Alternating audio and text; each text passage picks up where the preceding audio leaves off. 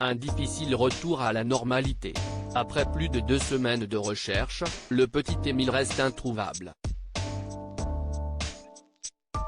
Au Auvernais, la commune où ses grands-parents demeurent et où il a été aperçu pour la dernière fois, la tension est toujours palpable à en croire les médias régionaux qui s'y rendent. Jusqu'au 31 juillet, personne n'a encore le droit d'entrer ou de sortir du village, à part ses habitants.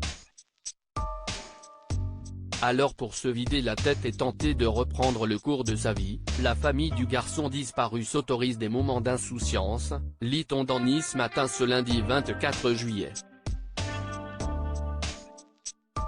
Selon le reporter, les proches du blondinet se seraient ainsi rendus au centre aquatique du Verney, pour une après-midi de détente. Le maître nageur de la piscine, Gérald Masson, veille d'ailleurs à ce qu'aucune caméra ne pénètre dans le lieu, pour garantir la tranquillité de cette famille nombreuse enracinée dans la foi pour ne pas perdre pied. La vie doit continuer, reconnaît par ailleurs François Balic, maire du Verney. Depuis la triste après-midi du 8 juillet, les grands-parents d'Émile et ses jeunes parents, Colomban et Marie-Yès, se sont repliés sur eux-mêmes selon certains témoins. Très croyants, l'ingénieur et la mère au foyer qui ont accueilli une petite Alaïs il y a 1 an, s'appuieraient aujourd'hui sur la religion pour garder espoir et continuer à vivre.